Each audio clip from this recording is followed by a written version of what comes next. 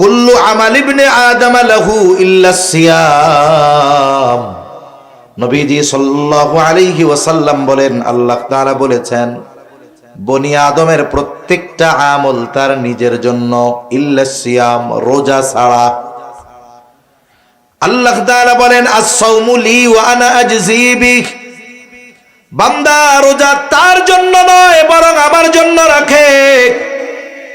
এই জন্য আল্লাহ তাআলা জানায় দেন ওয়া আনা আজজি বিহ, আমি তার রোজার প্রতিদান দিব। সুবহানাল্লাহ বলেন। তার মানে রোজাদার যদি গুনাহ মুক্ত রোজা রাখতে পারে, তাহলে তার রোজার প্রতিদান স্বয়ং যিনি দিবেন তিনি কে? কোন কোন মুহাদ্দিস বলেন যে রোজার প্রতিদান হলো স্বয়ং আল্লাহ নিজে, স্বয়ং আল্লাহ নিজে। আবার আল্লাহ রাব্বুল আলামিনের নবী জানায় দেন, যারা দুনিয়ায় আল্লাহর জন্য পিপাসিত থাকবে, তৃষ্ণায় বুকের ছাতি ফেটে যায়, তাও পানি আছে ঘরে, ফ্রিজে, জগে, কলে, সব জায়গায় পানি আছে, কেউ দেখে না। শুধুমাত্র চিন্তা করে পানি পান করলে কেউ না দেখলেও কে দেখবে? জোরে বলেন। এই চিন্তায় আল্লাহর জন্য যারা পিপাসায় কষ্ট করে, তৃষ্ণার্ত থাকে, নবীজি জানায়া দেন আল্লাহ তাআলা ওই মানুষগুলাকে কিয়ামতের দিন নিজে পানি পান করাবে। এই রমজান মাস কেন শ্রেষ্ঠ মাস? রমজান মাস শ্রেষ্ঠ কেন? এর কয়েকটা কারণ আছে, বলবো কারণগুলা। রমজান মাস কেন শ্রেষ্ঠ মাস? এক নাম্বার কারণ,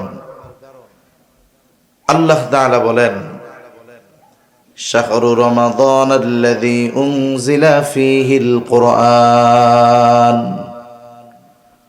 হুদাল লিন-নাসি ওয়া বায়িনাতিম মিনাল হুদা ওয়াল ফুরকান ফামান শাহিদা মিনকুমুশ শাহরা ফালইয়াসুম। আল্লাহ তাআলা কোরআনুল কারীমের মধ্যে জানায়া দেন রমজান মাস, এই মাসে আল্লাহ নাজিল করেছেন কোরআন। কোরআন হলো মানব জাতির জন্য হেদায়েত, সত্য মিথ্যার পার্থক্যকারী হলো এই কোরআন। এই মাসেই আল্লাহ নাজিল করেছেন। সাথে সাথে আল্লাহ তাআলা বলেন ফামান শাহিদা মিনকুমুশ শাহরা ফালইয়াসুম, যারা এই মাস পাবে তারা যেন এই মাসে রোজা রাখে। তাহলে এই মাসের শ্রেষ্ঠত্বের একটি কারণ, এই মাসে আল্লাহ রোজা ফরজ করেছে। কি ফরজ করেছে? জোরে বলেন, আরো জোরে বলেন, কি ফরজ করেছে? রোজা। কথা কি বুঝেন? কষ্ট হয় না তো? আল্লাহ রাব্বুল আলামিন এই মাসে রোজা ফরজ করেছেন। রোজা কি? বলে রোজা হলো ইসলামের অন্যতম একটি ভিত্তি। রাসূলুল্লাহ সাল্লাল্লাহু আলাইহি ওয়াসাল্লাম বলেন বুনিয়াল ইসলামু আলা খামস, শাহাদাতি আল্লা ইলাহা ইল্লাল্লাহ ওয়া আন্না মুহাম্মাদার রাসূলুল্লাহ ওয়া ইকামিস সালাতি ওয়া ইতাইজ যাকাত ওয়াল হজ্জি ওয়া সাওমি রমাদান। রাসূলুল্লাহ সাল্লাল্লাহু আলাইহি ওয়াসাল্লাম বলেন ইসলামের ভিত্তি হলো পাঁচটি। এক নাম্বার, এই কথার সাক্ষ্য দেওয়া আল্লাহ ইলাহা ইল্লাল্লাহ, আল্লাহ ছাড়া কোনো ইলাহা নাই। মুহাম্মাদুর রাসূলুল্লাহ সাল্লাল্লাহু আলাইহি ওয়াসাল্লামের রিসালাতের ব্যাপারে সাক্ষ্য দেওয়া আল্লাহ ছাড়া ইলাহা নাই। ও আশহাদু আন্না মুহাম্মাদার রাসূলুল্লাহ, আমি আরো সাক্ষ্য দিচ্ছি যে মুহাম্মদ সাল্লাল্লাহু আলাইহি ওয়াসাল্লাম আল্লাহ তাআলার রাসূল। দুই নাম্বার, ওয়া ইকামিস সালাহ, নামাজ কায়েম করা।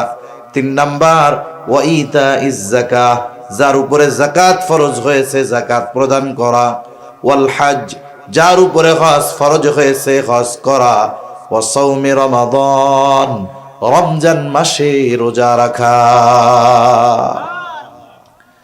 এখন এই রমজান মাসে রোজা রাখবে কে? যে সুস্থ প্রাপ্তবয়স্ক বা বয়স্কা, সাথে সাথে যে মুসাফির নয়, মুকিম, যার বয়স হয়ে গেছে, যিনি অসুস্থ নয় এবং যিনি মুসাফির নয়, এই ধরনের মানুষ যারা, তারা রোজা রাখবে। এখন রোজা রাখার জন্য কয় বছর বয়স হওয়া লাগবে? আমাদের দেশে তো বলে 18 বছরের আগে নাকি সব শিশু। ছেলে মেয়ে বালেগ হয় কত বছরে? আমাদের দেশের সরকারি হিসাব বলে 18 বছর পর্যন্ত শিশু। এক্ষেত্রে এই হিসাবকে সামনে রাখা যাবে না, বরং দেখতে হবে ইসলাম কি বলেছে, ঠিক কিনা? রাসূলুল্লাহ সাল্লাল্লাহু আলাইহি ওয়াসাল্লাম জানায় দেন, আহাদুল বুলুগ, বালেগ হওয়ার সর্বশেষ সময় সীমা হলো চন্দ্র মাসের 15 মাস, চন্দ্র মাসের 15 বছর, মানে চন্দ্র বছর হিসাবে, চন্দ্র তারিখ হিসাবে 15 বছর। এই হিসাবে ইংরেজি তারিখে হয় 14 বছর 7 মাস। এর আগেও হতে পারে, 12 বছরে হতে পারে, 11 বছরে হতে পারে, 13 বছরে হতে পারে, 14 বছরেও হতে পারে। কিন্তু 14 বছর 7 মাস অতিবাহিত হয়ে যাবার পর কোন ছেলে অথবা মেয়েকে নাবালক শিশু বলার সুযোগ নাই। এজন্য অনেক মানুষ আছে, ছেলের বয়স 14-15, মেয়ের বয়স 15 বছর, কই তোরা এখনো পোলা পাইন, তোকে রোজা রাখা লাগবো না, বলে না এরকম? লেখাপড়া ডিস্টার্ব হইব, পরীক্ষা আছে রে, কষ্ট করে স্কুলে যাইতে হবো, তো রোজা রাখার দরকার নাই রে, কয় না এরকম? কত মায়া সন্তানের জন্য। এই বালেগ বা বালেগা ছেলে বা মেয়েটা যদি রোজা না রাখে, জাহান্নামের শাস্তি আছে না নাই? মনে করেন আপনার ছেলে রাত 3টা পর্যন্ত লেখাপড়া করে ঘুমাইছে, ঘুমের থেকে উঠবে 9টায়, ফজরের নামাজ তো নাই। এখন যদি সকাল 6টার সময় বাড়িতে আগুন লাগে, কি করবেন? আপনি কি বলবেন নাকি যে ছেলে তো 9টার আগে ঘুম থেকে ওঠে না, আগুন লেগে পুইড়া ঘর ছাই হয়ে যাক, কিন্তু পোলারে ডাক দেওয়া যাবে না? এমন করবেন? প্রয়োজনে নিজে পুড়ে হলেও আগুন থেকে আপনি বাচ্চাটারে বাঁচানোর চেষ্টা করবেন। আবার দেখেন আপনার সন্তান প্রাপ্তবয়স্ক হয়ে গেছে, নামাজ পড়ে না, রোজা রাখে না। নামাজ রোজা যদি না করে তার জাহান্নামের আগুনে পোড়া লাগবে। কিন্তু আপনি আপনার প্রাপ্তবয়স্ক সন্তানকে রোজা রাখান না, নামাজ পড়ান না, কেন? বলে কষ্ট হয়ে যাবে। ঘুম থেকে ডাক দেয় না কেন? বলে ফজরের নামাজের জন্য ডাক দেয় না কেন? 3টায় ঘুমাইছে, কষ্ট হয়ে যাবে আমার ছেলেটার। কেমন যেন এটা মোহাব্বত নয়, কেমন যেন নিজের হাতে নিজের সন্তানকে জাহান্নামের আগুনে দিয়ে দেওয়া। আপনি আজকে এটারে মোহাব্বত বলতেছেন, কিয়ামতের দিন ও যখন আল্লাহ না করুক যদি জাহান্নামী হয়, ও আপনার ব্যাপারে আল্লাহর কাছে অভিযোগ দায়ের করবে। ও বলবে, রব্বানা ইন্না আতা'না সাদাতানা ওয়া কুবারানা ফাআযাল্লুনা সাবিলা। বলবে, ও রব, ইন্না আতা'না সাদাতানা ওয়া কুবারানা, আমরা আমাদের বড়দের অনুসরণ করেছি, নেতাদের অনুসরণ করেছি, আমাদের অভিভাবকদের অনুসরণ করেছি। ফাআযাল্লুনা সাবিলা, তারাই আমাদেরকে পথভ্রষ্ট করেছে, তাদের কারণে আজকে আমরা জাহান্নামী হয়েছি। আল্লাহ তাআলার কাছে তারা বলবে, রব্বানা আতিহিম যিফাইনি মিনাল আযাবি ওয়ালআনহুম লা'নান কাবীরা। যেই সন্তানকে রোজা রাখতে দেন নাই, স্বাস্থ্য নষ্ট হয়ে যাবে এটা চিন্তা করে, যেই মেয়েকে রোজা রাখতে দেন নাই, স্বাস্থ্য নষ্ট হয়ে যাবে এই চিন্তা করে, যেই ছেলেকে নামাজের জন্য ডাকেন নাই, তার কষ্ট হবে এই জন্য, ওই সন্তান আল্লাহ না করুক যদি জাহান্নামী হয়, কিয়ামতের দিন আল্লাহর কাছে ওই অভিভাবকের ব্যাপারে অভিযোগ দায়ের করবে, বলবো ওনার কারণে জাহান্নামী হয়েছে। যখন গ্রামে মারামারি হয়, আপনাদের অঞ্চলে মারামারি টারামারি হয় নাকি? গ্যাঞ্জাম হয় না মাঝে মধ্যে? 2টা দল থাকে না? গ্রামের মধ্যেও আছে, 2 দল মারামারি লাগে, 2 দলের লিডার ঢাকা বসে আরাম করে, কিন্তু পাবলিকে দিক দিয়ে মাথা ফাটায় ফেলে, মানুষ মেরে ফেলে। এখন গ্রামের মারামারির মধ্যে যেই দলের লোক মরে, এই দলের পাল্লা ভারী হয়ে যায়। কেন? বিপক্ষের 14 গোষ্ঠী ধরে মামলা দিয়ে দিল। এখন মারামারি যে লাগছে, এক পক্ষের লোক আর এক পক্ষের লোকরে মেরে ফেলছে। যেই পক্ষ মারছে ওই পক্ষের লিডার মারামারি যে লাগছে সে জানেও না, কিন্তু বিপক্ষ দল যখন মামলা দিবে 1 নম্বর আসামি কে কন্ত কেডা কয় না, লিডার এত জানেও না, অথচ ঢাকা বৈশা রয়েছে, সে জানেই না গ্যাঞ্জাম লাগছে, কিন্তু মামলা 1 নম্বরে তার নাম। কেন? বলে উনি হলো ওই দলের অভিভাবক, এজন্যই উনি 1 নম্বর আসামি। এজন্য উনি কয় নম্বর আসামি? 1 নম্বর আসামি। কিয়ামতের দিনও আমার আপনার অধীনস্থরা জাহান্নামী হওয়ার কারণে অভিযোগ দায়ের করবে আমাদের বিপক্ষে। আবার দেখেন 1 নম্বর আসামি উনি, শাস্তি যদি হয় 1 নম্বরে ওনার হবে। অনুরূপভাবে অভিভাবকের ব্যাপারে যদি অধীনস্থরা আল্লাহর কাছে অভিযোগ দায়ের করে যে আমি তো নামাজি না, ও তো সাক্ষী দিবে যে আমি তো মারছিলাম, আমার লিডার কইছে এর লাইগা, বলবে না এরকম? ও দোষ দিবে অভিভাবকের। অভিভাবক অপরাধ না করেও 1 নম্বর অপরাধী। এজন্য মনে রাখতে হবে, অধীনস্থদের কারণে অভিভাবক কিয়ামতের দিন ধরা পড়ে যাবে। এই যে মোহাব্বত, নামাজ পড়লে রোজা রাখলে কষ্ট হবে, এই মোহাব্বত মোহাব্বত নয়, এই মোহাব্বত হলো নিজের পায়ে নিজে কুড়াল মারা। ঠিক কিনা বলেন? সন্তানটাও জাহান্নামে যাবে, এই মায়া যে দেখাবে তার জন্য জাহান্নামে যাওয়া লাগতে পারে। এজন্য প্রাপ্তবয়স্ক ছেলে হোক আর মেয়ে হোক, আমরা তাদেরকে রোজা রাখাবো ইনশাআল্লাহ, নিজেরাও রাখবো। তাহলে রমজান মাস 1 নম্বরে শ্রেষ্ঠ মাস হওয়ার কারণ হলো এই মাসে আল্লাহ রোজা ফরজ করেছেন, যা ইসলামের অন্যতম একটি ভিত্তি। 2 নম্বর, এই মাস শ্রেষ্ঠ হওয়ার কারণ বলে এই মাসে আল্লাহ তাআলা কোরআনুল কারীম নাজিল করেছে। আল্লাহ তাআলা বলেন, শাহরু রমাদানাল্লাযী উনজিলা ফীহিল কুরআন হুদাল লিন-নাসি ওয়া বাইয়িনাতিম মিনাল হুদা ওয়াল ফুরকান। আল্লাহ তাআলা বলেন শাহরু রমাদান, রমজান মাস, আল্লাযী উনজিলা ফীহিল কুরআন, যেই মাসে আল্লাহ নাজিল করেছেন কোরআন। এই কোরআন হুদাল লিন-নাস, মানুষের জন্য হেদায়েত, ওয়া বাইয়িনাতিম মিনাল হুদা ওয়াল ফুরকান, এই কোরআন হলো সত্য মিথ্যার মধ্যে পার্থক্যকারী, এজন্য কোরআন হলো ফুরকান। আল্লাহ তাআলা আর এক জায়গায়, অনেক জায়গায় বলেছেন কোরআন হলো হুদাল লিল মুত্তাকিন, মুত্তাকিনদের জন্য হেদায়েত। আবার আল্লাহ এই জায়গায় বললেন হুদাল লিন-নাস, গোটা মানব জাতির জন্য হেদায়েত। বলে মানব জাতির মধ্যে মুসলিম আছে, অমুসলিম আছে, নাস্তিক আছে, আস্তিক আছে, আছে না নাই? বলে মানব জাতির জন্য হেদায়েত কেন? যদি কোন কাফের, যদি কোন নাস্তিক, ইসলাম বিদ্বেষী, সেও যদি কোরআনুল কারীম যথাযথভাবে অনুধাবন করে হৃদয় দিয়ে পড়ে বুঝে, আশা করা যায় এই কোরআন তাকে সত্য মিথ্যা পার্থক্য করণের জ্ঞান দান করবে।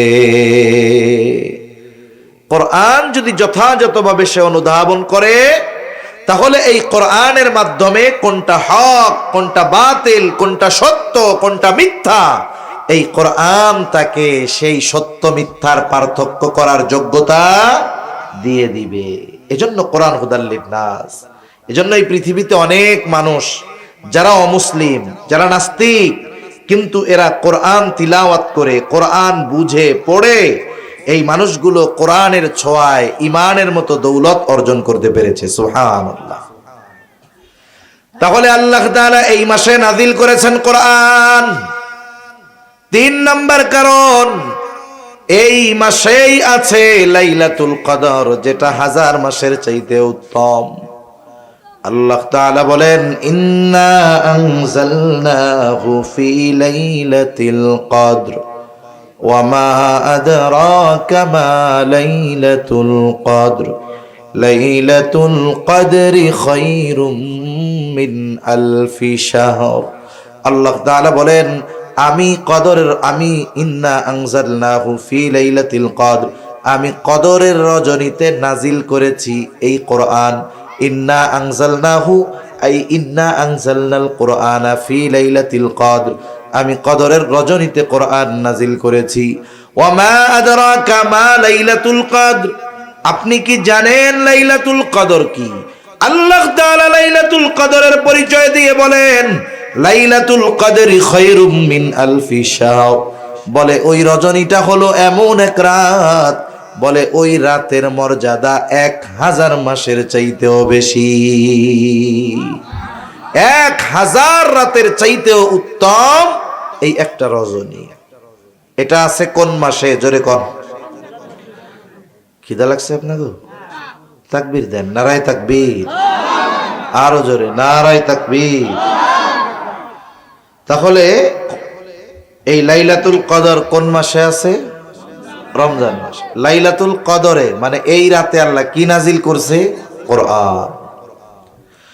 তাহলে রমজান মাসের 1 নাম্বার শ্রেষ্ঠত্বের কারণ, 1 নাম্বার বলে এই মাসে রোজা ফরজ করেছে আল্লাহ, 2 নাম্বার এই মাসে নাজিল করেছেন কোরআন, 3 নাম্বার এই মাসেই আছে 1000 মাসের চাইতে উত্তম এমন এক রাত লাইলাতুল কদর। 4 নাম্বার নবীজি সাল্লাল্লাহু আলাইহি ওয়াসাল্লাম জানায় দেন অন্যান্য মাসের চাইতে রমজান শ্রেষ্ঠ কেন। নবীজি বলেন, ইদা দাখালা রমাদান, যখন রমজান মাস চলে আসে, নবীজি বলেন ফুত্তিহাত আবওয়াবুল জান্নাহ, আল্লাহ তাআলা জান্নাতের দরজাগুলো খুলে দেয়। আর এক বর্ণনায় আসছে ফুত্তিহাত আবওয়াবুস সামা, আসমানের দরজাগুলো খুলে দেওয়া হয়। আর এক বর্ণনায় আসছে ফুত্তিহাত আবওয়াবুর রহমাহ, আল্লাহ তাআলা রমজান মাসে রহমতের দরজাগুলো খুলে দেয়। এরপরে আসছে ফুত্তিহাত আবওয়াবুল জাহিম, আগুল্লিকাত আবওয়াবুল জাহিম, জাহান্নামের দরজাগুলোকে বন্ধ করে দেওয়া হয়। ওয়া সুলসিলাতিশ শায়াতিন, এবং শয়তানকে এই মাসে শিকলে আবদ্ধ করে ফেলা হয়। তাহলে রমজান মাস বছরের শ্রেষ্ঠ মাস, শ্রেষ্ঠত্বের কয়েকটা কারণ আমরা জানলাম। এখন এই মাসে আমাদের করণীয় কি আছে এটা নিয়ে অল্প কিছু কথা বলে আমি আমার আলোচনা শেষ করে দিব ইনশাআল্লাহ। বেশি লম্বা কথা বলবো না, কারণ আগামী দিন যেহেতু একেবারে 99% বলা যায় যে আমাদের রোজার প্রস্তুতি আছে, এজন্য গভীর রাত করা ঠিকও হবে না। এখন এই মাসে আমাদের আমল কি, করণীয় কি জানার দরকার আছে না নাই? আমরা জানি, তবে এগুলো ঠিক মতো মানি না। 1 নাম্বার, এই মাসে যেই আমল সেটা হলো রোজা, এটা আমাদের জন্য ফরজ। আল্লাহ তাআলা কোরআনুল কারীমের মধ্যে বলেন, ইয়া আইয়ুহাল্লাযীনা আমানু কুতিবা আলাইকুমুস সিয়াম কামা কুতিবা আলাল্লাযীনা মিন ক্বাবলিকুম লাআল্লাকুম তাত্তাকুন। আল্লাহ তাআলা বলেন, হে ঈমানদারেরা, কুতিবা আলাইকুমুস সিয়াম, তোমাদের উপরে রোজা ফরজ করা হয়েছে যেমনি ভাবে তোমাদের পূর্ববর্তীদের উপরে ফরজ করা হয়েছিল। আল্লাহ তাআলা রোজা ফরজের ঘোষণা দিয়েছেন, সাথে সাথে বান্দা যেন চিন্তা না করে কেমন করে রোজা রাখবো। এই জন্য আল্লাহ তাআলা বান্দাকে জানায় দেন, বান্দা এই রোজা শুধু তোমাদের উপরে ফরজ করা হয়েছে এমনটা নয়, বরং তোমাদের পূর্ববর্তীদের উপরেও রোজা ফরজ করা হয়েছিল। তোমাদের পূর্ববর্তীদের উপরেও রোজা ফরজ করা হয়েছিল। যখন কোনো বিষয়ের আদেশ নতুন করে কাউকে দেওয়া হয়, সে যদি মনে করে এই আদেশ মনে হয় আমার আগে এই পৃথিবীতে আর কেউ, তখন তার কাছে কঠিন লাগবে। যদি তারে বলা হয়, আরে মিয়া তুমি কি প্রথমে এই কাজ করবা নাকি, তোমার আগে কত মানুষে করছে, তখন তার মধ্যে একটা মানসিক চিন্তা আসবে, আমার আগে যদি মানুষেরা কইরা থাকে তাহলে আমি পারবো না কেন? ঠিক কিনা বলেন? এই জন্য আল্লাহ তাআলা আদেশ করার পর জানায়া দিলেন, এই রোজা শুধু তোমাদের উপরে ফরজ করা হয়েছে এমনটা নয়, বরং তোমাদের পূর্ববর্তীদের উপরেও এই রোজা ফরজ করা হয়েছিল। পূর্ববর্তীদের উপরে রোজা ফরজ ছিল, আদম আলাইহিস সালাম থেকে নিয়ে প্রত্যেকটা উম্মতের উপরে রোজা ফরজ ছিল, তবে রোজার সিস্টেম ছিল ভিন্ন ভিন্ন। সব উম্মতের উপরে এক ধরনের রোজা আল্লাহ ফরজ করেন নাই। যেমন অতীতের উম্মতদের থেকে জানা যায় সারাদিন কথা না বলা, এটাও ছিল এক ধরনের রোজা। যেমন হযরত মারিয়াম আলাইহিস সালাম যখন আল্লাহর কুদরত ঈসা আলাইহিস সালাতু ওয়াস সালামকে ভূমিষ্ঠ করলেন, দুনিয়ায় আসলো ঈসা আলাইহিস সালাম। বাবাবিহীন আল্লাহ তাআলা তাকে দুনিয়ায় পাঠিয়েছেন। এবার দুগ্ধপোষ্য ওই শিশু সন্তানকে নিয়ে আল্লাহ তাআলা আদেশ দিলেন, যাও তুমি তোমার কওমের কাছে চলে যাও। সাথে সাথে আল্লাহ রাব্বুল আলামিন তাকে জানায় দিলেন যে তোমারে তো তোমার কওম সম্প্রদায় অনেক কথা জিজ্ঞাসা করতে পারে, তুমি তখন কি করবা? আল্লাহ তাআলা শিখায় দিলেন, তুমি বলবা ফাকুলি ইন্নী নাযারতু লির-রহমানি সাওমান ফালান উকাল্লিমাল ইয়াউমা ইনসিয়া। যখন আসছে নিয়া, বিবাহ শাদী হয় নাই, কোলে বাচ্চা, স্বাভাবিক মানুষেরা তো খারাপ বলতেছে, জিজ্ঞাসা করতেছে পোলা কার, এই কার। সে এখন বলে আমি আজকে দয়াময়ের প্রতি সাথে ব্যাপারে এই মানত করছি যে আজকে আমি রোজা, আজকে আমি আর কোনো কথা বলতে পারবো না। তার মানে দেখুন, সারাদিন কথা না বলা এটাও রোজার একটা সিস্টেম ছিল, যে আমি আজকে মানত করেছি এটা, যে আমি আজকে রোজা, যার কারণে ফালান উকাল্লিমাল ইয়াউমা ইনসিয়া, আমি তোমাদের সাথে কোনো কথা বলতে পারবো না আজকের এই দিন। এখন কথা না বললে বাস্তব অবস্থা কি জানা যাবে? ঘটনা কি তো কিছু জানা যাবে না। এবার তারা বলা বলি শুরু করতেছে, ইয়া উখতা হারুনা মা কানা আবুকি ইমরাআ সাউইন ওয়া মা কানাত উম্মুকি বাগিয়া। হে হারুনের ভগ্নী, তোমার বাবাও তো খারাপ মানুষ না, তোমার মাও তো ব্যভিচারিণী না, এই পোলা বাচ্চা তুমি পাইলা কোথায়? এইবার সে তো আজকে রোজা রাখছে, ইশারা দিয়া বুঝায় দিছে আমি রোজা, আল্লাহর জন্য আজকে আমি রোজা রাখছি, কথা কইতে পারবো না। আল্লাহ রাব্বুল আলামিনের আদেশ, কথা তুমি বলবা না, আল্লাহই তো আদেশ দিয়েছে ওই বাচ্চারে দেখায়া দিবা। ওরা যখন এই কথা বলতেছে, মারিয়াম আলাইহিস সালাম ঈসা আলাইহিস সালামের দিকে ইশারা করে দিছে, আমি তো কথা বলতে পারবো না, এরে জিগাও। এখন 2-1 দিনের শিশু কথা বলতে পারে নাকি? জোরে বলেন, পারে? পারে না। এরা এবার বলতেছে, ইশারা দিয়া দিছে এইদিকে, ফাশারাত ইলাইহি, আমারে কিছু না কইয়া এই বাচ্চারে জিগাও। তারা বলে ক্বালু কাইফা নুকাল্লিমু মান কানা ফিল মাখদি সাবিয়্যা। হায় রে, দোলনার শিশু, কোলের শিশু, এ আবার কেমনে কথা বলবে? মূল কথা যেটা, অতীতের উম্মতদের মাঝে রোজার একটা সিস্টেম ছিল, সারাদিন কোনো কথা না বলা। এই উম্মতের জন্য রোজা ফরজ হয়েছে। এই উম্মতের রোজার প্রাথমিক দিকে সিস্টেম কি ছিল? প্রথম দিকে আমাদের উম্মতের উপরে, এই উম্মতের উপরে রোজার সিস্টেম ছিল, সূর্যাস্ত যাওয়ার পরে ইফতার করত। বলে ইফতার করার পর যতক্ষণ না ঘুম যাবে ততক্ষণ খানা দানা সব চলবে, কিন্তু যদি ঘুমায় যায়, ঘুম থেকে উঠে আর কিছু খাওয়ার সুযোগ নাই। কেউ যদি ইফতার করে আবার ঘুমায়া যাইতো, তাহলে তাকে আর পরের দিন সূর্যাস্তের পরে গিয়ে খাওয়া দাওয়া করা লাগতো। এটা ছিল প্রথম দিকের সিস্টেম। ইফতার করে রাতে নামাজ পড়ে খাওয়া দাওয়া করে এই যে ঘুমাইতো, ঘুম থেকে উঠে আর খাওয়ার কোনো সুযোগ ছিল না। 2টা ঘটনাকে কেন্দ্র করে আল্লাহ তাআলা আমাদের জন্য রোজাকে আরো ফরজ করে দিছে। এক সাহাবী, সে দিন আনতো দিন খাইতো, প্রতিদিন তার পরিশ্রম করা লাগতো খাওয়ার জন্য। একদিন ইফতারের সময় সে হালকা কিছু ইফতার করছে, খেজুর দিয়ে একটু পানি দিয়ে, সারাদিন অভুক্ত, খিদা লাগছে। স্ত্রীরে বলছে, তুমি এক কাজ করো, খাবার কিছু আছে কিনা একটু দাও। তা ওনার স্ত্রী বলছে, ঠিক আছে, আপনি অপেক্ষা করেন, আমি আসতেছি। এখন খাবার আনতে আনতে ওই লোক ঘুমায় গেছে। ঘুমায় যখন গেছে, বলেন তো, ঘুম যেহেতু গেছে, ঘুম থেকে উঠে আর কিছু খাইতে পারবে? এখন সে রোজা, রাত হোক তাতে কি, তার মানে আগে রাইতেও রোজা ছিল, দিনেও তো ছিল। এরপরে লোকটা রোজা রাখছে, পরের দিন দুপুরবেলা কাজ করতে গিয়ে ক্ষুধার তীব্রতায়, দুর্বলতায় অজ্ঞান হয়ে গেছে। এটা হলো একটা ঘটনা। হযরত ওমর রাদিয়াল্লাহু তাআলা আনহু উনি ইফতার করার পরে নামাজ কালাম পড়ার পরে ঘুমায় পড়ছেন। পরবর্তীতে ওনার স্ত্রীর সাথে মেলামেশা হয়ে গেছে রাতে। এই দুই ঘটনা নবীজি সাল্লাল্লাহু আলাইহি ওয়াসাল্লামের কাছে জানানো হলো।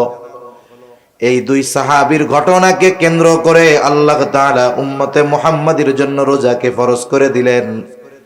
একেবারে সুবহে সাদিক পর্যন্ত পানাহার স্বাভাবিক সময়ের মতো করে দেওয়া হলো। সূর্যাস্ত থেকে নিয়ে সুবহে সাদিক পর্যন্ত খাওয়া দাওয়া সব কিছু চালু থাকবে। আর সুবহে সাদিক থেকে নিয়ে সূর্যাস্ত পর্যন্ত পানাহার থেকে বিরত থাকবে, স্ত্রীর কাছে যাওয়া থেকে বিরত থাকবে। উম্মতে মুহাম্মাদের জন্য এর পর থেকে রোজাকে সহজ করে দেওয়া হলো, যেই ধারাবাহিকতায় এখন আমরা রোজা রেখে থাকি। তাহলে আমাদের এই উম্মতের উপরেও প্রাথমিক দিকে রোজাটা একটু কঠিন ছিল, পরে আল্লাহ তাআলা আয়াত নাজিল করে, ওহী নাজিল করে উম্মতে মুহাম্মাদের জন্য রোজাকেও সহজ করে দিয়েছে। এই রোজা আমরা সবাই রাখবো তো ইনশাআল্লাহ। শোনেন, যারা বালেগ হয় নাই এদেরও রাখায় অভ্যস্ত করব। যদি পারে রাখবে, যদি দেখা যায় অসুস্থ হয়ে যাচ্ছে, পারতেছে না, খেয়ে নেবে, কোনো অসুবিধা নেই। কিন্তু ছোট বাচ্চা এখন থেকে অভ্যস্ত হোক, তাহলে কি হবে? পরবর্তীতে তার জন্য রোজা রাখাটা আশা করা যায় কঠিন হবে না, ইনশাআল্লাহ সহজ হয়ে যাবে। এখন এই কষ্ট করে যে আমরা রোজা রাখবো, এই রোজার প্রতিদান কত বেশি অনেক হাদিস বলা যাবে। আমি অল্প কয়েকটা হাদিস আপনাদের সাথে একটু আলোচনা করব। এখন এক নাম্বার বিষয় হলো, রোজা রেখে যদি আমরা হাদিসের ঘোষণা অনুযায়ী প্রতিদানগুলো আল্লাহর কাছে পেতে চাই, তাহলে শুধু সারাদিন না খেয়ে থাকলে হবে না, সারাদিন গুনাহ থেকেও বাঁচতে হবে। এজন্য রাসূলুল্লাহ সাল্লাল্লাহু আলাইহি ওয়াসাল্লাম বলেন, কিছু মানুষের রোজা হলো না খেয়ে থাকার নামান্তর। আবার নবীজি সাল্লাল্লাহু আলাইহি ওয়াসাল্লাম বলেন, যে রোজা রাখলো কিন্তু অশ্লীল ফাহেশা মন্দ গুনার কাজ ছাড়লো না, নবীজি বলেন তার না খেয়ে থাকায় আল্লাহ তাআলার কোনো কিছু আসে যায় না। তার মানে কোনো ব্যক্তি যদি রোজা রেখে গুনাহ করে, চোখের গুনাহ, হাতের গুনাহ, জবানের গুনাহ, পায়ের গুনাহ, এই গুনাহ যদি করে, তাহলে তার রোজাটা কি হয়? শুধু ফরজ আদায় হয়। ওই রোজার দ্বারা যে প্রতিদানের কথা আসছে হাদিসে, এগুলো কিছুই সে পাবে না। রোজার প্রতিদান পাওয়ার জন্য রোজা হতে হবে গুনাহমুক্ত। গুনাহযুক্ত রোজা যদি হয়, তাহলে ওই রোজা কেমন যেন 133 পেয়ে পাশ করার মতো। 133 পেয়ে যে পাশ করবে, সে এই পাশের কথা মানুষের সামনে বলতেও লজ্জা পাবে, ঠিক কিনা বলেন? কতজন তারে টিটকারি করে বলবে, এক কম পাইতা তাহলে আরো ভালো হইতো, আগামী বছর পরীক্ষা দিয়ে আর একটু ভালো রেজাল্ট করতে পারতা, এখন তো সেই সুযোগও নাই, পাইছো মাত্র 33। এরকম টিটকারি করবে মানুষ তাকে। আর যে পাশ করছে কিন্তু 190 পাইছে, 95 পাইছে, ও মানুষের সামনে বুক ফুলায় বলবে আমি গোল্ডেন এ প্লাস পাইছি, ঠিক কিনা বলেন? তাহলে দুইজনেই পাস, 33 পাওয়া পাস আর 190 পাওয়া পাস, দুইটা কি সমান? আমি আপনি সারাদিন কষ্ট করে না খেয়ে থাকলাম, তৃষ্ণায় কষ্ট করলাম, ক্ষুধায় কষ্ট করলাম, এখন যদি একটু গোনার কারণে প্রতিদান বঞ্চিত হয়ে যায়, এর চাইতে বোকামি আর কোনো কিছু হতে পারে না। এজন্য রোজা রেখে অনেকে সময় কাটানোর জন্য মোবাইল দেখবে, টেলিভিশন দেখবে, গল্প গুজব করবে।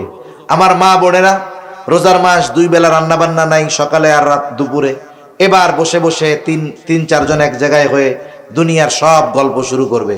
দেখা যাবে এটা একসময় গীবতের মজলিস হয়ে গেছে, ঠিক কিনা বলেন?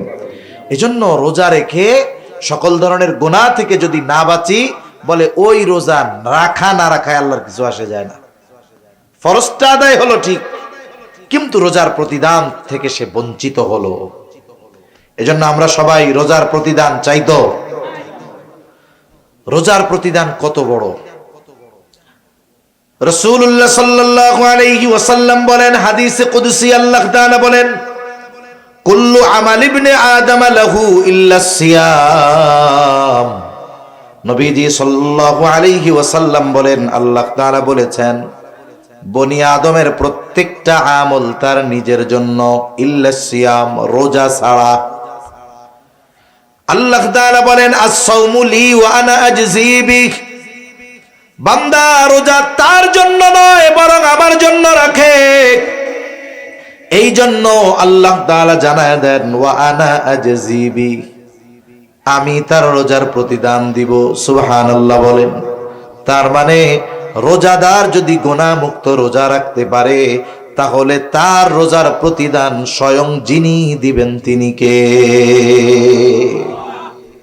কোন কোন মুহাদ্দিস বলেন যে রোজার প্রতিদান হলো স্বয়ং আল্লাহ নিজে, স্বয়ং আল্লাহ নিজে। এক রাজার চার বউ, কয় বউ? জোরে কন না, কয় বউ? এনে কেউ আসেননি চার বউ? নাই, এই জায়গা নাই, পাওয়া যাবে না। এখন দেখেন চার বউ একজনের। এখন ওই রাজা তার চার বউরেই বলছে আজকে আমার রাজ্যের ধনভাণ্ডার তোমাদের জন্য ওপেন, খুলে দিলাম, যার যা মন চায় যত মন চায় নেও।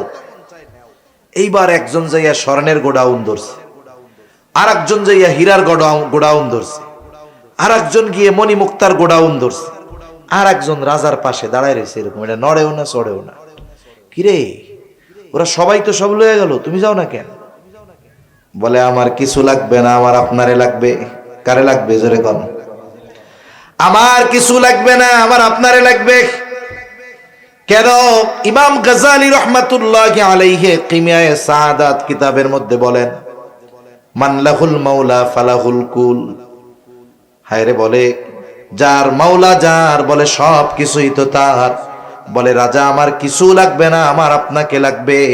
আপনাকে যদি আমি পেয়ে যাই সবকিছুই আমার হয়ে যাবে। কেমন যেন রোজাদার, প্রকৃত রোজাদার আল্লাহকে পেয়ে যাবে, যে তার রোজার বিনিময় হবে রব। সে আল্লাহর কাছে যা মন চায় তা চাইতে পারবে, আল্লাহ তাআলা তাকে তাই দিবে। সুবহানাল্লাহ। এজন্য বলেন রোজার প্রতিদান স্বয়ং আল্লাহ নিজে। সুবহানাল্লাহ। আবার আল্লাহ রাব্বুল আলামিনের নবী জানায় দেন যারা দুনিয়ায় আল্লাহর জন্য পিপাসিত থাকবে, তৃষ্ণায় বুকের ছাতি ফেটে যায়, তাও পানি আছে ঘরে, ফ্রিজে, জগে, কলে, সব জায়গায় পানি আছে, কেউ দেখে না। শুধুমাত্র চিন্তা করে পানি পান করলে কেউ না দেখলেও কে দেখবে? জোরে বলেন। এই চিন্তায় আল্লাহর জন্য যারা পিপাসায় কষ্ট করে, তৃষ্ণার্ত থাকে, নবীজি জানায়া দেন আল্লাহ তাআলা ওই মানুষগুলাকে কিয়ামতের দিন নিজে পানি পান করাবে। দুনিয়ার গরমের তৃষ্ণায় কষ্ট বেশি না আখিরাতে কষ্ট বেশি হবে? ওই দিন আল্লাহ তাআলা যারা দুনিয়ায় আল্লাহর জন্য তৃষ্ণায় কষ্ট করেছে, আল্লাহ তাআলা ওই দিন তাদেরকে স্বয়ং নিজে পানি পান করাবে। আবার রোজাদার আল্লাহ তাআলার কাছে কত প্রিয়। রাসূল আকরাম সাল্লাল্লাহু আলাইহি ওয়াসাল্লাম বলেন লা খুলুফু ফামিস সাইমি আতয়াবু ইনদাল্লাহি তাআলা মির রিহিল মিস্ক। রোজাদার রোজা রাখার কারণে পাকস্থলীতে দীর্ঘ সময় পানি যায় না, খাবার যায় না, যার কারণে পাকস্থলী শুকনা হয়ে যায়। এই কারণে একটা গন্ধ আসে মুখ দিয়া। নবীজি সাল্লাল্লাহু আলাইহি ওয়াসাল্লাম বলেন রোজাদারের রোজা রাখার কারণে তার মুখে যেই গন্ধ হয়, আল্লাহ তাআলার কাছে রোজাদারের এই মুখের গন্ধটা মেশক আম্বরের চাইতে বেশি প্রিয়। রোজাদারের প্রতি আল্লাহর ভালোবাসা এটার দ্বারা বোঝা যায় যে তার পাকস্থলী খালি, গন্ধ হয় মুখ দিয়ে। মানুষ যদি মানুষের সাথে কথা বলে, যদি গন্ধ আসে দূরে সরে যায়। কিন্তু রোজাদার রোজা রাখার কারণে যেই গন্ধ হয় এটা আল্লাহর কাছে অপ্রিয় নয়। এর দ্বারা রোজাদার আল্লাহর কাছে কত প্রিয় এটা মোটামুটি অনুধাবন করা যায়। এখন যদি ওই মুখ দিয়ে আমি আপনি গীবত করি, গীবত বুঝেন? একজনের অনুপস্থিতিতে তার দোষ ত্রুটি চর্চা করা, আলোচনা করা, মজা নেওয়ার জন্য, তার সংশোধনের জন্য নয়, শুধুমাত্র মজা নেওয়ার জন্য, তাকে হেয় করার জন্য। যেই দোষটা তার মধ্যে আছে তার অনুপস্থিতিতে যদি আলোচনা করা হয় মজা নেওয়ার জন্য, তাহলে এটা হলো গীবত। গীবত এটা মৃত ভাইয়ের গোশত খাওয়ার চাইতেও জঘন্য, নাউজুবিল্লাহ বলেন। এজন্য আমাদের সমাজে গীবত এটা হয়ে গেছে ঘি ভাতের মতো। কি ভাতের মতো? ঘি ভাতের মতো। মসজিদের মধ্যেও গীবত আছে না নাই? মসজিদের মধ্যে আল্লাহর ঘরে যাইয়াও গীবত করে। যে কোনো মজলিসে 2-4 জন এক জায়গায় বসলে আর একজনের নামে গীবত শুরু হয়ে যায়। অথচ আল্লাহ রাব্বুল আলামিন বলেন, ওয়ালা ইয়াগতাব বা'দুকুম বা'দা আইয়ুহিব্বু আহাদুকুম আন ইয়াকুলা লাহমা আখিহি মাইতান ফাকারিহতুমুহ। আল্লাহ তাআলা বলেন, তোমরা পরস্পরের গীবত করো না। আইয়ুহিব্বু আহাদুকুম, তোমাদের মধ্যে কেউ কি এটা পছন্দ করো? আন ইয়াকুলা লাহমা আখিহি মাইতা, মৃত ভাইয়ের গোশত খাওয়া তোমাদের মধ্যে কেউ কি পছন্দ করো? আল্লাহ বলেন ফাকারিহতুমুহ, মৃত ভাইয়ের গোশত খাওয়া তোমরা অপছন্দ করো। অথচ গীবত করার মাধ্যমে কেমন যেন সে মৃত ভাইয়ের গোশত খায়। এজন্য গীবত যদি করি, গুনাহ চর্চা যদি করি, তাহলে তো গাল দিয়া ওই গন্ধ না, বাইরবে পচা গোশতের গন্ধ। ঠিক কিনা বলেন? রোজাদারদের স্পেশালিটি কি? রোজাদারদের সম্মান কত আখিরাতে, কিয়ামতে? নবীজি সাল্লাল্লাহু আলাইহি ওয়াসাল্লাম বলেন, ইন্না ফিল জান্নাতি বাবান ইউকালু লাহুর রায়্যান। নবীজি সাল্লাল্লাহু আলাইহি ওয়াসাল্লাম বলেন, জান্নাতের একটা দরজা আছে, সেই দরজার নাম হলো রায়্যান। ওই দরজা দিয়ে কিয়ামতের দিন রোজাদারেরা প্রবেশ করবে। রোজাদার ব্যতীত অন্য কেউ ওই দরজা দিয়ে প্রবেশ করতে পারবে না। এটা রোজাদারদের জন্য আলাদা এক সম্মাননা, সম্মান। ফেরেশতারা আহ্বান করবে, ফাআইনা সাইমুন, কোথায় রোজাদারেরা, কোথায়? এবার রোজাদারেরা আসবে, ঢুকবে, এরপরে বন্ধ করে দেওয়া হবে। রোজাদারেরা ঢোকা শেষ, আর একটা ব্যক্তিকেও এই দরজা দিয়ে ঢুকতে দেওয়া হবে না। এই যে রোজা রাখতেছি, এটা জাহান্নাম থেকে বাঁচার ঢাল হচ্ছে। শত্রুর অস্ত্রের আঘাত থেকে যেমন ঢালের মাধ্যমে তীর, বর্ষা, তলোয়ারের আঘাত থেকে মানুষ নিজেরা রক্ষা করে যুদ্ধের ময়দানে, অনুরূপ ভাবে রোজা হবে তার জাহান্নামের আগুন থেকে বাঁচার ঢাল। আস-সাওমু জুন্নাতুন, রোজা হলো ঢাল স্বরূপ। কিন্তু নবীজি জানায়া দেন, গুনার মাধ্যমে, পাপের মাধ্যমে এই ঢালকে আমরা নষ্ট করে ফেলতেছি। এজন্য গুনাহ মুক্ত রোজা হবে আমাদের, বলেন ইনশাআল্লাহ। আল্লাহ তৌফিক দান করেন। আমি যদি রোজা যথাযথভাবে রাখি, এই রোজা কিয়ামতের দিন আমার আপনার জন্য সুপারিশ করবে। সুবহানাল্লাহ বলেন। হাদিসের মধ্যে আসছে, নবীজি সাল্লাল্লাহু আলাইহি ওয়াসাল্লাম বলেন, আস-সিয়াম ওয়াল কুরআন ইয়াশফাআন লিল আবদি ইয়াওমাল কিয়ামাহ। সিয়াম এবং কোরআন কিয়ামতের দিন বান্দার জন্য আল্লাহর কাছে সুপারিশ করবে। সিয়াম বলবে, আয় রব, ইন্নী মানাতুহু আত-তাআমা ওয়াশ-শাহাওয়াতি বিন-নাহার ফাশাফি'নি ফীহি। আয় আল্লাহ, আমি তাকে দিনের বেলা পানাহার থেকে, স্ত্রীর কাছে যাওয়া থেকে বিরত রেখেছি, তার ব্যাপারে আপনি আমার সুপারিশ কবুল করেন। আবার কোরআন আল্লাহর কাছে বলবে, আয় রব, ইন্নী মানাতুহুন নাওমা বিল-লাইল, আমি তারে রাতে ঘুমানো থেকে বাধা প্রদান করেছি, ঘুমাইতে দেই নাই। সে আমাকে তিলাওয়াত করেছে, ফাশাফি'নি ফীহি, আপনি তার ব্যাপারে আমার সুপারিশ কবুল করেন। কোরআন আর রোজা সুপারিশ করবে।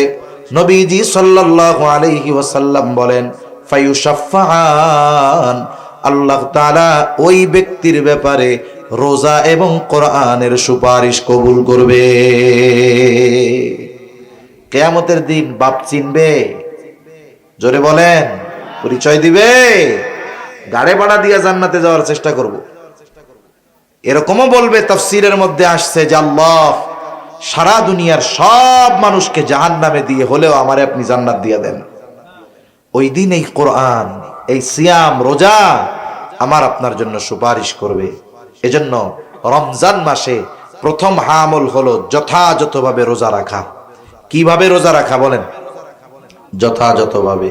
শুধু সারাদিন না খেয়ে থাকলে হবে না, বরং আমাদের সকল ধরনের গুনাহ থেকেও দিনের বেলা বাঁচতে হবে, সব সময় গুনাহমুক্ত থাকতে হবে। 2 নম্বর আমল,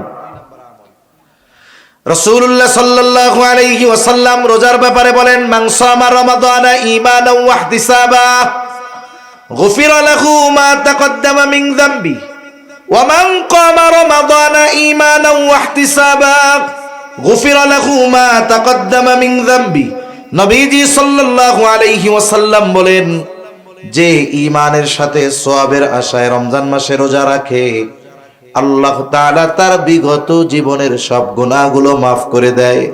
আবার যে ব্যক্তি রমজান মাসে ঈমানের সাথে সওয়াবের আশায় নামাজ পড়ে, মুফাসসিরিনে কেরাম বলেন তারাবির কথা, তারাবি পড়ে, আল্লাহ তাআলা তার বিগত জীবনের সব গুনাহগুলো মাফ করে দেয়।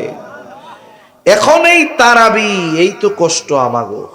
আহা, অনেকে চিন্তা করতেছে রোজা তো রাখবো কষ্ট করে, বিকাল বেলা তো ইফতারটা ভালো করবো, তারাবি 20 রাকাত, উফ, এখনই কোমর ব্যথা, গিরা ব্যথা, ঠ্যাং ব্যথা শুরু হয়ে গেছে। এজন্য হাদিসের মধ্যে আসছে, রমজান মাস যখন আসে মুমিনের অন্তরের মধ্যে এক ধরনের প্রফুল্লতা কাজ করে। কেন? প্রকৃত ইমানদার চিন্তা করে, এই তো সুবর্ণ সুযোগ, আগামী 1 মাসের পাথেয় সংগ্রহ, 11 মাসের পাথেয় সংগ্রহ করার। মোবাইল চার্জ দেন 1 ঘন্টা, টিভেন 12 ঘন্টা, তাই না? কয় এই 1 মাস সে আমলের মাধ্যমে সামনের 11 মাসের পাথেয় সংগ্রহ করে নিবে, এজন্য তার আনন্দ লাগে, ইবাদতের মৌসুম। আর মুনাফিক যেগুলা রোজায় যেগুলা মনে করেন ওই ওয়াজে নাই, মাইকে শুনতেছে, যেই কইছি যে কালকে তো তারাবি শুরু, ওর চিন্তা শুরু হয়ে গেছে পরশু দিন তো আর দুপুরে রান্না হইব না। আরে পরশু দিন আর দুপুরে রান্না হবে না রে। আমার মা বোনরা এমনি যা করুক আর না করুক, রোজার মাসে রোজা ঠিক মতো রাখে, ঠিক কিনা বলেন? আর যদি খাইতে চায়, খাওয়ানোর কথা যদি কয়, একবারে সব ডিবিলে ধুইয়া দিব একবারে।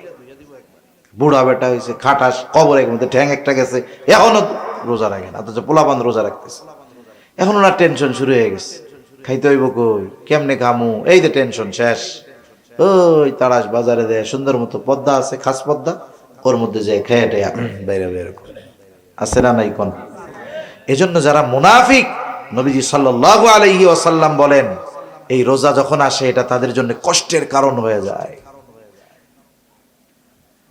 এখন এই যে রোজার মাস, তারাবি পড়তে হবে, আমাদের অনেকের চিন্তা শুরু হয়ে গেছে, খতম তারাবি কেমনে পড়বো। আবার যদি খতম তারাবি পড়ে হাফেজ সাহেব, তাইলে অন্য মসজিদে কয় মিনিটে হয় হিসাব করে, 8টায় শুরু করছে তারাবি, ও গো 8:30 শেষ, আমাকে 3 মিনিট বেশি লাগছে, 8:33। হাফেজ সাহেব, হাফেজ সাহেব আমরা কিন্তু হারিয়ে যেতেছি, আমাকে 25 মিনিটে শেষ করা লাগবে, আছে না নাই কোন?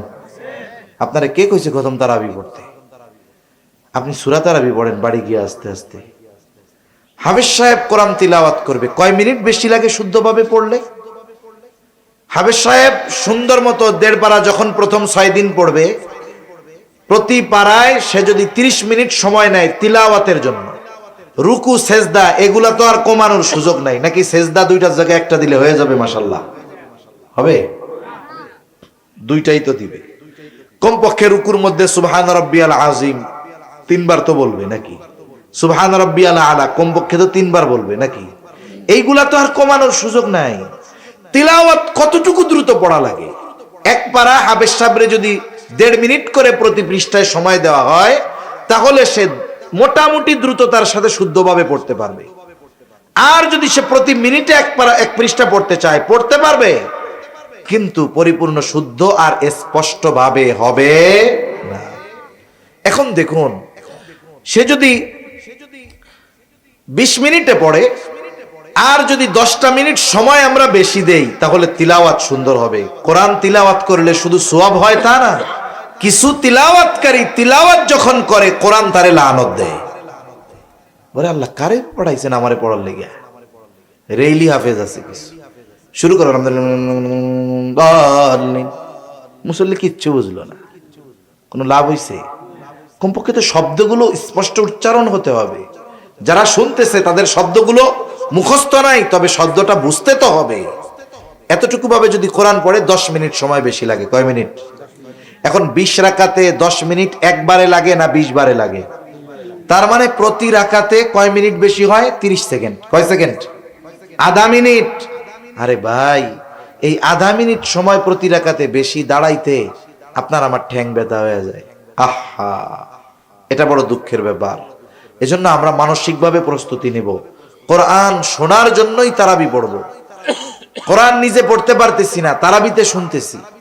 রাসূল সাল্লাল্লাহু আলাইহি ওয়াসাল্লাম জিবরাইল আলাইহিস সালামরে শুনাইছেন, জিবরাইল আলাইহিস সালাম আমার আপনার নবীজিকে শুনাইছেন।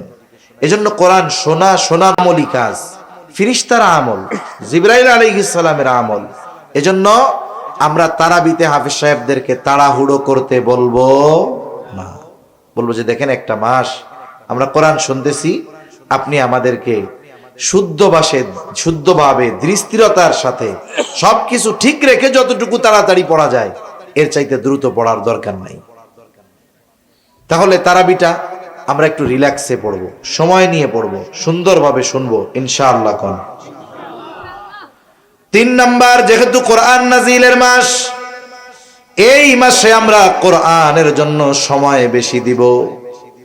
সারা বছর সময় হয় না, চেষ্টা করব রমজানে কমপক্ষে 1 খতম কোরআন পড়ার। অনেকে আছে প্ল্যানিং না থাকার কারণে শুরু করে খুব জোশ নিয়া, লাস্টে কিছুই হয় না। প্রথম দিন 4 পারা, পরের দিন 3 পারা, এর পরের দিন হুইত্যা পড়ছে, আর পড়ে না। আর গিয়া সবে কদরের দিন ধরছে, একটু 27 রমজান, মাস শেষে হয়েছে মাত্র 10 পারা, শেষ করতে পারে নাই। ওইটা বাদ দিয়ে প্রত্যেক দিন কম কম হোক, কিন্তু ধারাবাহিকভাবে হোক। হাফেজ সাহেব ডেলি 1.5 পারা পড়বে। যারা কোরআন শরীফ পড়তে পারেন, প্রত্যেক নামাজে প্রথম 6 দিন পড়বেন, প্রতি নামাজে 6 পৃষ্ঠা করে। কয় পৃষ্ঠা করে? 6 পৃষ্ঠা। ফজরের নামাজে গেছেন, যদি সুন্নাত পড়ে সময় হয় আপনি পড়ে ফেললেন 2 পৃষ্ঠা। ফরজের পরে বাড়ি চলে না আইসা 4 পৃষ্ঠা পড়ে আসলেন। জোহরে গেলেন লম্বা সময়, 1টায় আজান 1:30টায় নামাজ, 4 রাকাত পড়া 20 মিনিট সময়, আপনি পড়ে ফেলতে পারলেন 6 পৃষ্ঠা। এইভাবে 6 দিন যদি পড়া হয়, প্রত্যেক দিন 5 পৃষ্ঠা করে পড়লে দৈনিক হয় 30 পৃষ্ঠা। হাফেজি কোরআন শরীফের 1.5 পারা। হাফেজ সাহেব প্রথম 6 দিন 1.5 পারা করে পড়বে। এরপরে আপনি 7 দিনের থেকে 1 পারা করে পড়েন, প্রতি ওয়াক্তে 4 পৃষ্ঠা। কয় পৃষ্ঠা? তাহলে 5 ওয়াক্তে 4 পাঁচা কত হয়? 20 হয়ে গেল 1 পারা। দেখা গেল সুন্দরভাবে ধীর স্থিরতার সাথে আপনার মসজিদের তারাবি হাফেজ সাহেবের জবানে 1 খতম শোনা হলো, নিজেও 1 খতম পড়া হয়ে গেল। এজন্য আমলগুলো কম হোক, এটা ধারাবাহিক যদি হয়, এটা আল্লাহ তাআলার কাছে বেশি প্রিয়। এভাবে আমরা কোরআন পড়ব। যারা কোরআন পড়তে পারি না, হাফেজ সাহেব থাকবে, ইমাম সাহেব থাকবে, তাদের কাছ থেকে আমরা একটু কোরআন শেখার চেষ্টা করব। অনেকে আছে অনেক দিন নামাজ পড়ে কিন্তু সূরাগুলা সহি শুদ্ধ নাই। আপনি কোরআন শরীফের সূরাগুলো সহি শুদ্ধ করবেন, সূরা ফাতিহাটা ঠিক করবেন, সূরা নাস, ফালাক, ইখলাস, কুল হুয়াল্লাহ যত সূরা আছে কমপক্ষে শেষের 10টা একবারে শুদ্ধভাবে শিখে নিলেন। অনেক মুসল্লি আছে 30 বছর নামাজ পড়ে, সূরা ফাতিহার প্রথম আয়াতের অর্থ জিজ্ঞেস করলে কইতে পারবে না। অনেক মুসল্লি আছে। মারিফুল কোরআন আছে মসজিদে, একটু খুইলা অনুবাদটা দেখেন যে আল্লাহ কি বলছে, আলহামদুলিল্লাহি রাব্বিল আলামিন কি কইছে আল্লাহ এর মধ্যে। এগুলো একটু পড়েন, একটু ব্যাখ্যা পড়েন, দেখবেন এরপরে ইমামের পেছনে সূরা শুনতেন, তিলাওয়াত ফাতিহা আগে যেমন লাগতো, আপনি যখন অর্থ বুঝবেন, একটু ব্যাখ্যা জানা থাকবে, দেখবেন তখন আরো পড়তে শুনতে দুইটাই ভালো লাগতেছে। এজন্য কোরআনের সাথে একটু থাকা যাবে না ইনশাআল্লাহ। কত সওয়াব হবে কোরআন পড়লে জানেন? এক একটা অক্ষর পড়লে 10টা কইরা নেকি হয়। সুবহানাল্লাহ বলে। রমজান মাসে সওয়াবের উপর এমনি সময় আল্লাহ 10 থেকে 700 গুণ বাড়ায়। রমজানে এটারে গুণ দিবেন আরো কমপক্ষে 70 দিয়া, কমপক্ষে 70 দিয়া। প্রথম কত? 10 থেকে 700 তো আল্লাহ এমনি টাইমে দেয়, আর রমজানে কমপক্ষে ওইগুলার সাথে গুণ হবে কত? 70। তাহলে একটা অক্ষর পড়লে কত সওয়াব? কোরআন শরীফ পড়া সওয়াব কামানো যায় সবচাইতে বেশি। এজন্য রাসূলুল্লাহ সাল্লাল্লাহু আলাইহি ওয়াসাল্লাম বলেন, মান ক্বারাআ হারফাম মিন কিতাবিল্লাহি ফালাহু হাসানাহ ওয়াল হাসানাতু বিআশরি আমসালিহা লা আকুলু আলিফ লাম মিম হারফুন বাল আলিফুন হারফুন ওয়া লামুন হারফুন ওয়া মিমুন হারফুন। নবীজি বলেন, মান ক্বারাআ হারফাম মিন কিতাবিল্লাহ, যে আল্লাহর কিতাব থেকে একটা অক্ষর তিলাওয়াত করে, ফালাহু হাসানাহ, তার জন্য একটি হাসানা। আর ওয়াল হাসানাতু বিআশরি আমসালিহা, এক হাসানাই হলো 10 নেকি। নবীজি বলেন, আমি এটা বলি না আলিফ লাম মিম এক হরফ, বরং আলিফ এক হরফ, লাম এক হরফ, মিম এক হরফ। তাহলে আলিফ লাম মিম যে পড়লো, 3 অক্ষর পড়লো, কম পক্ষে আল্লাহ সুবহানাহু ওয়া তাআলা তাকে 10টা কইরা নেকি দিবে। কমপক্ষে যদি এমনি সময় 10 হয়, রোজার মাসে গুণ দেন 10 গুণ 70, 70 10 কত কত হয়? 700। রোজার মাসে শুধু আলিফ পড়লে কমপক্ষে কত সওয়াব? 700। এরপরে তো আরো বাড়তে পারে, এরপরে বাড়তে পারে, এটা হলো নিম্ন সওয়াব। আবার কোন কোন মুফাসসির বলেন, আলিফ যে পড়লো আলিফ, কিন্তু আলিফ লেখলেও তো 3টা হরফ লাগছে, আলিফ লাম ফা। আপনারা আমি যদি বলি আলিফ লেখেন বানান কইরা, তাহলে আপনি এরকম লিখবেন না, তো আলিফ লাম ফা লিখবেন, তাই না? আলিফ, এর মধ্যে তো 3টা হরফ আছে। এখন এইভাবে যদি ভাঙানো হয়, দেখা যায় একটা অক্ষর পড়লে হাজার হাজার নেকি হয়ে যায়। সুবহানাল্লাহ। এখন কইতে পারেন, হুজুর আমি তো পড়তে পারি না, জিহ্বায় বাদে, কষ্ট হয়, তোতলাই আছে না, এরকম কষ্ট হয়। আয়েশা সিদ্দিকা রাদিয়াল্লাহু তাআলা আনহা বলেন, আল মাহিরু বিল কুরআন মাআল কিরামিল বারারাতিস সাফারা। আয়েশা সিদ্দিকা রাদিয়াল্লাহু তাআলা আনহা বলেন, সম্মানিত ফেরেশতাদের সাথে থাকবে যারা কোরআন তিলাওয়াতে মাহের, আর যারা মাহের না, দক্ষ না, তিলাওয়াত করতে গেলে জবানে বাঁধে, ওয়ায়াতাতাউ, জবানের মধ্যে বাঁধে, কষ্ট হয়। নবীজি জানায়া দেন তার জন্য হলো 2টা পুরস্কার। বলে একটা হলো ওই যে পড়তেছে সম্মানের পুরস্কার, আর একটা হলো তার পড়তে গিয়ে কষ্ট হচ্ছে, এই কষ্টের পুরস্কার। তাহলে হিসাবে যে দক্ষ, তার চাইতে যার পড়তে কষ্ট হয়, এর প্রতিদান আরো বেশি। এজন্য রোজার মাস আমরা কোরআনের সাথে কাটানোর চেষ্টা করব তো ইনশাআল্লাহ। তাহলে 1 নাম্বার আমল রোজা রাখবো, 2 নাম্বার তারাবির নামাজ পড়বো, সাথে সাথে চেষ্টা করব যে সাহারির সময় যখন উঠি একটু আগে উঠে 2-4-6 রাকাত তাহাজ্জুদ পড়ে আল্লাহর কাছে একটু রোনাজারি করার, আল্লাহর কাছে চাওয়ার, এবং কোরআনের সাথে আমরা এই মাসে বেশি বেশি সম্পৃক্ত হব। কোরআন শিখবো, পড়বো, শুনবো, অন্যকে শোনাবো, বলেন ইনশাআল্লাহ। এরপরে এই মাসে দ্বীনি কাজে বেশি সহযোগিতা করব। রাসূল সাল্লাল্লাহু আলাইহি ওয়াসাল্লাম ছিলেন আজওয়াদান নাস, সবচাইতে বড় দানশীল। রোজার মাস আসলে ওনার দানশীলতার পরিমাণ আরো বেড়ে যেত। একেবারে বাতাসের ন্যায় তিনি দুহাত প্রসার করে দান করতেন, মানুষদেরকে দিতেন। নবীকে আমরা গরিব বলি, অনেকে বলে গরিব নবী, না, নবীজি গরিব ছিলেন না, গরিবী হালতকে নবীজি গ্রহণ করেছেন। নবীজির কাছে অনেক সম্পদ আসতো নবীজির জন্য, নবীজি এগুলো মানুষকে দিয়ে দিতেন। একবার বাহরাইন থেকে নবীজি নামাজ পড়তেছেন মসজিদে, একেবারে বোঝাই বোঝাই নবীজির জন্য হাদিয়া আসছে, চাউল, আটা, গম, এইগুলা না, যা আসছে স্বর্ণ, স্তূপ হয়ে গেছে স্বর্ণ অলংকারের। নবীজি সাল্লাল্লাহু আলাইহি ওয়াসাল্লাম দুহাত ভরে ভরে এক একজনকে দিয়ে দিচ্ছেন, যে নাও এটা তোমার বাড়ি অলিরে পড়াইও, এটা নাও তুমি নিয়ে যাও, তোমার খরচ চালাইও। নবীজি গরিব ছিলেন না, নবীজির কাছে আসতো, নবীজি ধনী ছিলেন, কিন্তু তিনি দরিদ্রকে গ্রহণ করে নিয়েছেন। এজন্য নবীর কাছে যখনই আসতো নবীজি মানুষকে দিয়ে দিতেন। এরপরে আমরা মানুষকে ইফতার করাবো। ইফতার করানোর মধ্যে অনেক ফায়দা। 1 গ্লাস পানি দিয়ে হোক, একটা খেজুর দিয়ে হোক, এতে লাভ কি? আপনি কাউরে ইফতার করাইলেন, সে রোজাদার, তার রোজার সমপরিমাণ সওয়াব ইফতার করানেওয়ালা পেয়ে যাবে। এতে আবার যিনি রোজা রাখছেন তার কোনো সওয়াব কমে যাবে না। চিন্তা করে ওর বাড়ি ইফতার করে আমার সওয়াব যদি ব্যক্তি নিয়ে যায়, খাওয়ানোর দরকার নেই, অসুবিধা নেই। যে রোজা রাখবে তারটাও কমবে না, বরং ইফতার যিনি করাবেন তিনি ওই পরিমাণ সওয়াব পেয়ে যাবেন। এই বিষয়গুলো আমরা খেয়াল রাখবো তো ইনশাআল্লাহ।